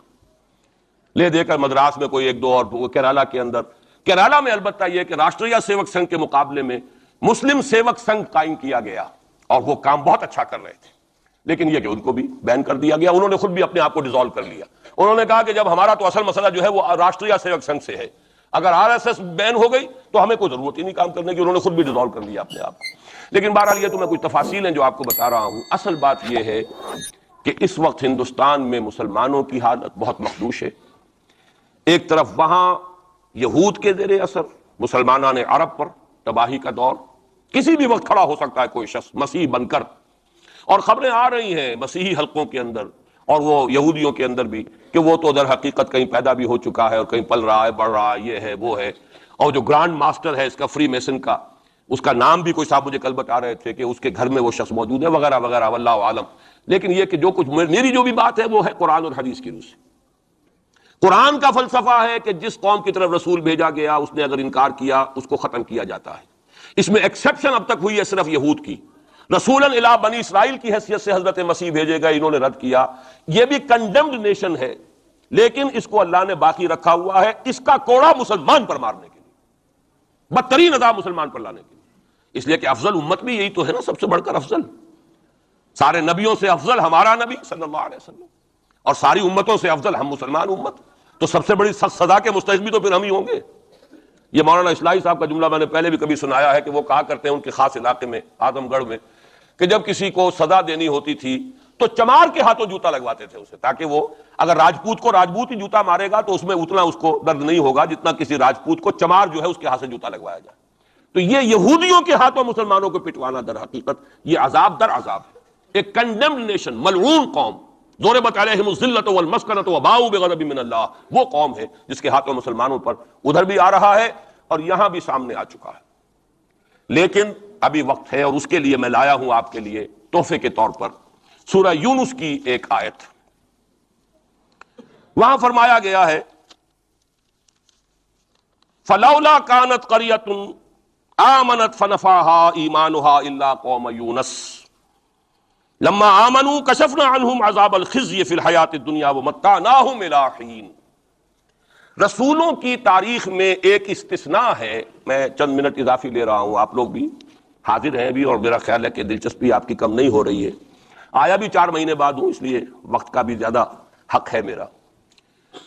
ایک استثناء تو میں نے کہا یہودی، انہوں نے اپنے رسول کو اپنے اعتبار سے سولی پر چڑھایا لیکن ابھی تک بچے ہوئے ہیں، لیکن ان کی تو ہونی ہے وہ سزا جو آنی ہے، حضرت مسیحی کے ہاتھوں آنی ہے۔ جب وہ دجال آئے گا، دجال کے ہاتھوں مسلمانوں کی خوب پٹائی ہو چکے گی، عرب مسلمانوں کی، پھر ان کو کیفر کردار تک پہنچانے کے لیے حضرت مسیح آئیں گے۔ یہ احادیث صحیحہ کے اندر بالکل صحیح، جس میں کسی شک و شبے کی گنجائش نہیں۔ اس میں گنجائش شک و شبے کی یا قادیانی کے لیے ہے یا منکر حدیث کے لیے، کسی راسخ العقیدہ مسلمان کے لیے ممکن نہیں۔ لیکن ایک استثناء اور رہا، اور وہ قوم یونس علیہ السلام۔ اس قوم کو بھی حضرت یونس علیہ السلام بھیجے گئے، اس کی طرف انہوں نے رد کر دیا اور عذاب الہی کا فیصلہ ہو گیا۔ لیکن ایک قانون اللہ کا رہا ہے رسولوں کے باب میں، رسول ہجرت نہیں کر سکتا، اپنی جگہ کو چھوڑ کر نہیں جا سکتا جب تک کہ ایکسپریس پرمیشن اللہ کی نہ آ جائے۔ جیسے آپ کو معلوم ہے کوئی بڑا افسر جو ہوتا ہے وہ اپنے ہی can't leave station, D C نہیں جا سکتا اپنا ہیڈ کوارٹر چھوڑ کر۔ اسی طریقے سے رسول، اللہ کا نمائندہ، حکومت خداوندی کا نمائندہ، وہ نہیں جا سکتا۔ حضرت یونس سے صرف یہ خطا ہوئی غصے کی وجہ سے، اور غصہ کس کے خلاف؟ اللہ کے خلاف نہیں، معاذ اللہ، ان کافروں کے خلاف غصے کی وجہ سے چھوڑ کر چلے گیا کہ بس اب عذاب آنے والا ہے، تم عذاب کے مستحق ہو گئے، میں جا رہا ہوں۔ ابھی اللہ کی اپروول نہیں آئی تھی جانے کی۔ یہ ڈیبٹ ہے حضرت مسیح کے، حضرت یونس پر، کہ جو کریڈٹ ہو گیا قوم کے لیے۔ واحد قوم ہے کہ جب عذاب کے آثار شروع ہو گئے قوم کو محسوس ہو گیا یہ یونس ٹھیک کہتے تھے، وہ نکل آئے اپنے گھروں سے اور چیخنے چلانے لگے اور دعائیں کی اور توبہ کی اور گڑ گڑائے اللہ ہمیں معاف فرما دے۔ تو چونکہ رسول سے یہ ایک خطا ہو چکی تھی، اس کا ڈیبٹ ان کو کریڈٹ کی شکل میں ملا ہے، عذاب واپس ہو گیا۔ متعناہم الی حین، انہیں ہم نے ایک اور مہلت دے دی، ایک وقت معین۔ اس کا ابھی ہمارے پاس موقع ہے۔ میں جو کچھ عرض کر رہا ہوں وہ عذاب الہی اب سامنے ہے، اب بھی جسے نظر نہ آ رہا اس سے بڑھ کر اندھا کوئی نہیں۔ بھارت کے حالات دیکھنے کے باوجود اگر نظر نہیں آ رہا ہے کتنا بڑا انہوں نے قدم اٹھایا ہے، اور مسلمان کیا کر سکتا تھا؟ کوئی ریزنٹمنٹ کی ہزاروں سینکڑوں، پولیس والوں نے بھولے، وہاں کوئی اس وقت رائٹس نہیں ہوئے، اور صاف کہا ہے ریڈیوز نے بھی، بی بی سی نے بھی، پولیس کی فائرنگ سے مارے گئے۔ ایک دن میں 300 آدمی بامبے کے اندر جو ہلاک ہوا ہے پولیس فائرنگ سے ہوا۔ کیسے مقابلہ کر لے؟ فوج کا کیسے کر لے؟ پولیس کا کیسے کر لے؟ اس اعتبار سے جو کچھ وہاں بیت رہی ہے وہ تو بیت رہی ہے، جو ہم پہ گزری سو گزری مگر شب ہجراں. اب یہ معاملہ پاکستان والوں کے سوچنے کا ہے جو ہم پر گزرے گی. کچھ لوگ ہمارے ہاں بڑے دانشور بنے پھرتے ہیں اور بڑے شوق سے ارے ہندوستان ٹوٹ جائے گا. وہ تو ٹوٹے گا لیکن اس کے ٹوٹنے سے پہلے تم پر جو آفت ٹوٹے گی اس کا تمہیں تصور نہیں. تم سمجھتے ہو کہ یہ جو لکیر کھینچی ہوئی سرحد کی یہ بچا لے گی, جبکہ اصل مجرم تم ہو, میں ہوں, آپ ہیں, جنہوں نے ان کی کوسٹ پر یہاں عیش کے اپنے ایوان سجائے ہیں, ان کا خون پی رہے ہیں یہاں پر عیش گاہوں کے اندر. ہم ہیں اصل مجرم. تو ہم در حقیقت وہ عذاب الہی جو ہے بالکل سر پر آ چکا. اور یہ میں بتا چکا ہوں کہ اول نمبر مجرم مسلمانان عرب, نمبر 2 مسلمانان پاکستان. لیکن قوم یونس کی طرح سے ایک امکان ہے کہ ہم ابھی توبہ کریں, روئیں, گڑ گڑائیں, فیصلے کریں, زندگیوں کو بدلیں. انفرادی توبہ جب تک نہ ہوگی تو اجتماعی کیسے ہو جائے گی؟ افراد کے ہاتھوں میں ہے اقوام کی تقدیر, ہر فرد ہے ملت کے مقدر کا ستارہ. ہماری بیماری کیا وہ کر دے, میں بیٹھا رہوں, میں تو اپنے دھندے, اپنی دکان, اپنا کاروبار, اپنی فرم, اپنا پروفیشن, میں تو اس سے نہیں لوں گا, اور لوگ کر دیں. بہت کریں گے, کوئی تھوڑے سے چندے دے دیں گے, بس بہت ہے. باقی ہمارے عیش, ہمارے کاروبار, ہمارے پروفیشن, ہم اس سے وقت کیسے نکال لیں؟ کیسے ممکن ہے؟ پھر کسی کے ہاتھ میں ہاتھ کیسے دے دیں؟ کسی کو امیر مان لیں, اس کا حکم مانیں. جبکہ دنیا میں جیسا کہ میں نے عرض کیا وہاں کیا ہوتا ہے, RSS کے اندر اگلا امیر بھی وہ منتخب نامزد کرتا ہے پچھلا امیر, اور اپنے پاس رکھتا ہے ڈکلیئر کر کے کہ میرے بعد یہ ہوگا, تاکہ ٹریننگ اس کی زندگی میں لے لے. اور نظم چل رہا, 25 لاکھ اس وقت ان کے والنٹیئرز ہیں پورے ہندوستان کے اندر. ہمارے ہاں جماعتوں کی سپلٹ ہو رہی ہے, ٹوٹ پھوٹ ہو رہی ہے, اور نئے محاذ ایک اینٹ روڑے اور جمع کر کے, لیکن سب کو معلوم ہوتا ہے کہ یہ سب جمع ہوتے ہیں ٹوٹنے کے لیے. تو معاملہ در حقیقت یہ ہے کہ ابھی موقع ہے. ان ادری اقریب ام بعید ما توعدون وان ادری لعلہ فتنۃ لکم ومتاع الی حین. لیکن اس میں قرآن مجید کی 2 آیات سے چند آیات آپ کو اور سنا کر اپنی بات ختم کرتا ہوں. یہ حصہ مجھے بھی احساس ہو رہا ہے کہ تشنا رہ گیا ہے. ہو سکتا ہے کہ میں ایک جمعہ اور یہاں اپنا قیام بڑھا لوں, کیونکہ آیا ہوں 4 مہینے بعد, تو شاید 1 جنوری کا جمعہ بھی یہاں, ابھی اس کو فیصلہ نہ سمجھیے, اعلان ہوگا تو اخبار میں آ جائے گا, لیکن اس کا امکان ہے. کیونکہ میں خود محسوس کر رہا ہوں کہ یہ دوسرا حصہ میری گفتگو کا جو ہے کہ کرنا کیا ہے, کس طور سے کرنا ہے, یہ جو ہے اس میں تشنا رہ گیا ہے. اور اب بہتر یہی ہے کہ میں زیادہ وقت اس وقت صرف نہ کروں, صرف وہ آیات آپ کا سورہ روم ہی کی آیات سن لیجئے. سورہ روم کی 6 آیتیں شروع میں میں نے سنائی, یہ ذرا 3 آیتیں سن لیجئے 30 سے 32 تک. فَأَقِمْ وَجْهَكَ لِلدِّينِ حَنِيفًا, حالات کچھ بھی ہوں تم اپنے چہرے کو, رخ کو دین حنیف کی طرف یکسو ہو کر قائم رکھو. وہ جو میں نے کہا تھا, امید ہو نہ ہو لگے رہو, تمہارا کام ہے فرض ادا کرو. فَأَقِمْ وَجْهَكَ لِلدِّينِ حَنِيفًا فِطْرَةَ اللَّهِ الَّتِي فَطَرَ النَّاسَ عَلَيْهَا لَا تَبْدِيلَ لِخَلْقِ اللَّهِ ذَلِكَ الدِّينُ الْقَيِّمُ وَلَكِنَّ أَكْثَرَ النَّاسِ لَا يَعْلَمُونَ. جمے رہو, ڈٹے رہو, کام کرتے رہو. اللہ کا شکر ادا کرتے ہوئے کہہ رہا ہوں, میری اپنی زندگی میں نہ معلوم کتنے الٹ پھیر آئے ہیں, انقلابات آئے ہیں, فلاں کی پارٹی آ گئی, فلاں کی پارٹی آ گئی, فلاں آ رہا ہے. آج تک اس کام کے سوا میں نے کسی کام میں حصہ نہیں لیا. ایوب خان کا دور تھا, پھر اس کے بعد بھٹو صاحب کا دور آیا, پھر اور دور آئے, پھر ضیاء الحق صاحب کا تو مجرم ہوں 2 مہینے شورا میں چلا گیا تھا, دھوکہ کھا گیا تھا. واقعہ یہ ہے کہ اس کے سوا میری اس پوری زندگی کے اندر جو ہے سوائے اس ایک کام کے 2 کام ہیں. قرآن کی طرف بلاؤ اور لوگوں کو جمع کرو, ایک منظم جماعت بناؤ, 2 کام. دعوت قرآن کے ذریعے, تطہیر ذہنوں کی قرآن کے ذریعے, تطہیر فکر کی قرآن کے ذریعے, تصحیح عقائد کی قرآن کے ذریعے, تزکیہ نفس قرآن کے ذریعے. اور پھر جو ان مرحلوں سے گزرے جمع کرو, انہیں مرتب کرو, ایک جماعت بناؤ, قوت بناؤ, سموتات والی جماعت بناؤ. 2 کام کرنے کے انہی میں لگاؤ. تو فاقم وجہک للدین حنیفا, سیدھا رکھو اپنا رخ دین کی طرف. دائیں بائیں حالات کیا ہیں, کیا ہونے والا ہے, ٹھیک ہے. حضرت مسیح کے الفاظ ہیں بائبل کے, سانپ کے مانند چوکنے لیکن فاختہ کے مانند بے ضرر بنو. سانپ چوکنا ہوتا ہے بہت, لیکن کسی کو ضرر بھی تو پہنچا دیتا ہے, فاختہ ضرر نہیں پہنچاتی. ان 2 ایکسٹریمز کو جمع کرو اپنے اندر. حالات سے واقف ہونا چاہیے, دائیں کیا ہے, بائیں کیا ہے, آگے کیا ہے, پیچھے کیا ہے, رخ کدھر جا رہا ہے, حالات کا بہاؤ کیا ہے, یہ جانو. سانپ کے مانند چوکن نہ رہو, لیکن لگے رہو اپنے کام میں, کسی سے دلچسپی نہیں. ابھی حال ہی میں خیر جو اب حکومت کا ہوا تھا وہ جلسہ جو بابری مسجد پر, انہوں نے تو خیر ہمیں نہیں بلایا. آئے تھے میرے پاس فاروق لغاری صاحب، فاروق احمد لغاری صاحب، کیا ہماری میٹنگ ہو رہی ہے؟ میں نے کہا نہیں، میں نے اپنی رائے جو دی ہے وہ دی ہے، میں دوں گا، لیکن یہ کہ میں کسی سیاسی عمل میں شریک ہونے کے لیے تیار نہیں۔ اب وہ سینیٹر سمیع الحق صاحب آئے ہیں میدان میں پھر نیا محاذ لے کر، میں نے کہا میں تو ایک ہی مرتبہ متحدہ شریعت محاذ کا تجربہ کر کے بھر پایا، پوری زندگی کا تجربہ مجھے مل گیا ہے، میرے پاس وقت ضائع کرنے کے لیے ان کاموں کے لیے نہیں۔ یہ محاذ جو ہے ان مل بے جوڑ لوگوں کو جمع کر لینا، اور پھر جو علیحدگیاں ہوتی ہیں اور الزامات ایک دوسرے پر لگتے ہیں، اس سے کیے دھرے کے اوپر پانی ہی نہیں پھرتا، وہ پچھلا بھی جو ہے ہفتے اعمال نہ معلوم کتنی دیر کا ہو جاتا ہے۔ بسم اللہ الرحمن الرحیم۔ السلام علیکم سامعین، ڈاکٹر اسرار احمد صاحب کے مزید بیانات سننے کے لیے ہمارے چینل صدائے ایمان کو سبسکرائب کیجیے۔